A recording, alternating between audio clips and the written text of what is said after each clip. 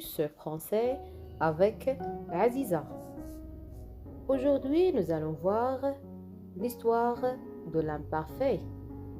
Et c'est un temps du passé.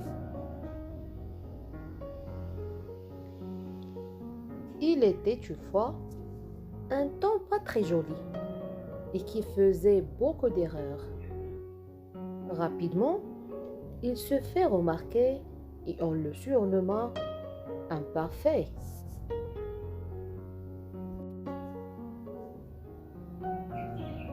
Pourquoi tout le monde m'appelle l'imparfait?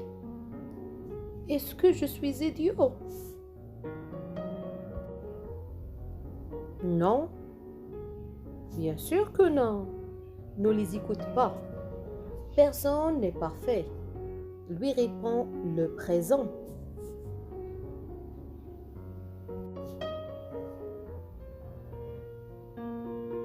Mon grand-père, lui, il était parfait. Il était même plus que ça. C'était plus que parfait. C'est vrai. C'était un illustre personnage, ton grand-père.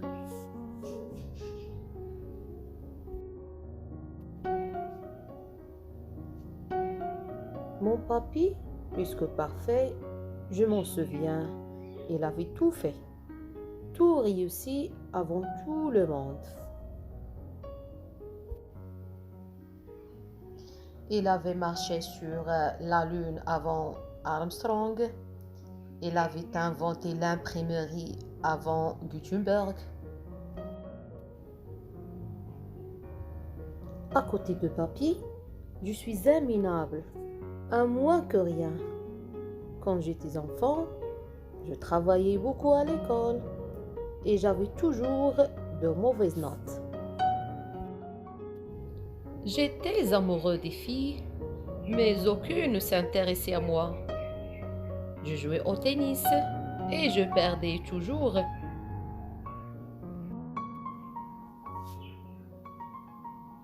Tu te fais du mal, mon ami. Vis le moment présent. La clé du bonheur est là. Lui dit le présent. L'imparfait était inconsolable. Toutes les nuits, il faisait le même cauchemar. Il se rappelait sa nomination.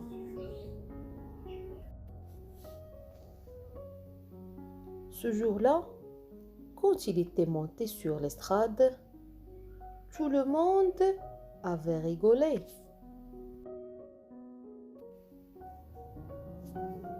D'où vient ce temps?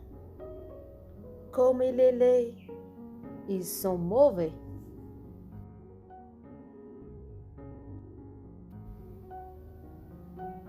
En plus, il ne dit rien. Il a perdu sa langue. Taisez-vous, un peu de respect, ordonna le grand administrateur.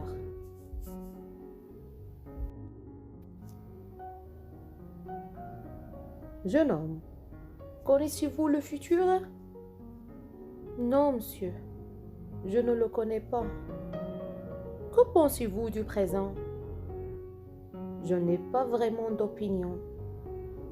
Vous vous souvenez du passé? Ah oui, je me souviens surtout des choses habituelles.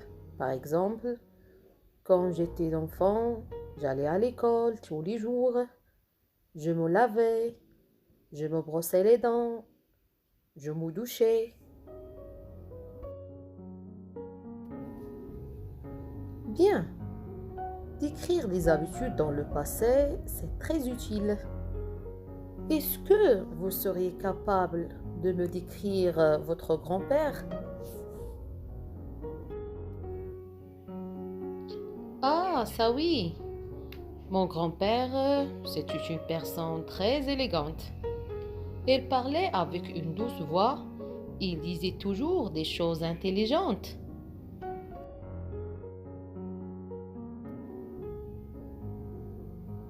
Nous habitions dans une grande maison. C'était une époque formidable. Je vois que vous arrivez à décrire des choses et des personnes. C'est très bien. Seriez-vous capable de décrire un contexte? Je vais essayer. De quoi voulez-vous que je parle? De votre grand-père? Comment a-t-il rencontré votre grand-mère? C'est une belle histoire, monsieur. Mes deux ancêtres étaient sur un bateau. Mon grand-père lisait une encyclopédie car c'était savant.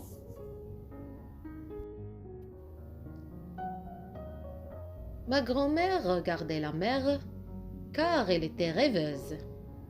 Ils ont fait connaissance et ne sont jamais plus quittés.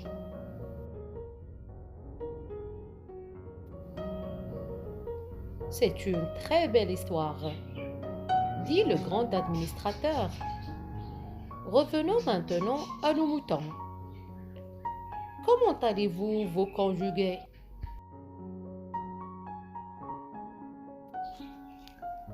Je ne sais pas, monsieur, répondit l'imparfait. Le temps présent décidait de venir en aide à son ami. Mon ami, tu dois décider comment tu vas te conjuguer.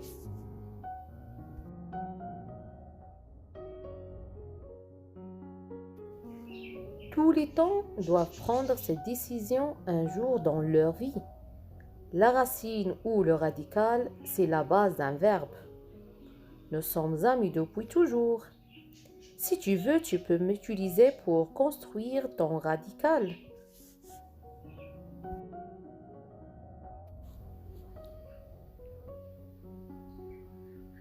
C'est ainsi que l'imparfait choisit le radical de la première personne du pluriel, du présent de l'indicatif.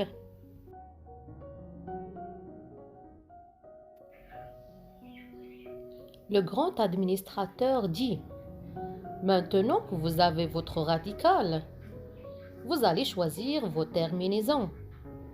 Nous allons procéder étape par étape.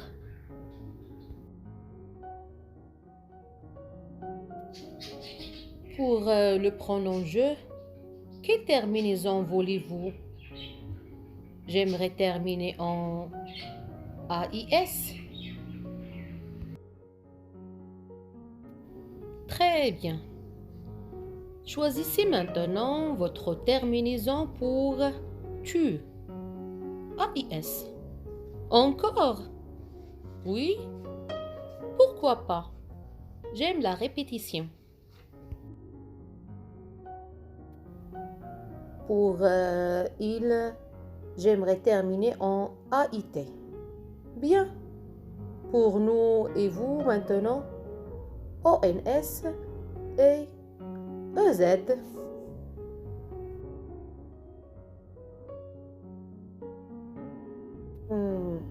Désolé.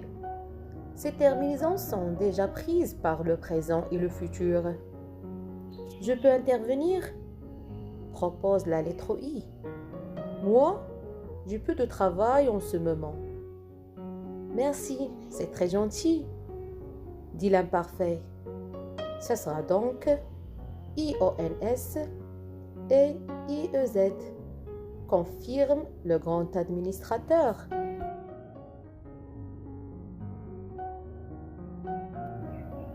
Et pour finir, avec il avec S et elle avec S au pluriel, AIENT, toutes ces lettres.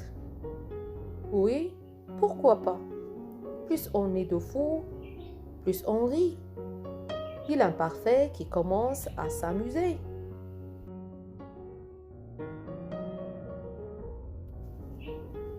Si vous le dites, la folie, ce n'est pas ce qui manque dans cette grammaire.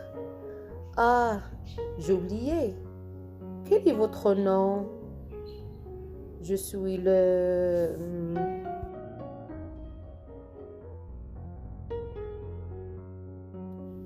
Parlez plus fort, s'il vous plaît. Je ne vous entends pas. Je n'ai pas de nom. Tout le monde m'appelle imparfait.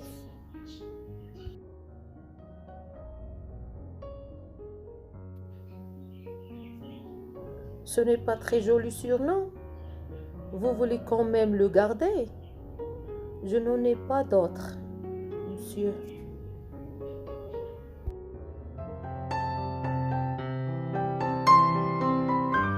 Très bien, monsieur imparfait. Est-ce que vous pouvez me rappeler de vos terminaisons? Pourquoi pas? Pour je, AIS, tu, AIS, il, elle, AIT, nous, IONS, vous, IEZ, il avec S, elle avec S, AIENT.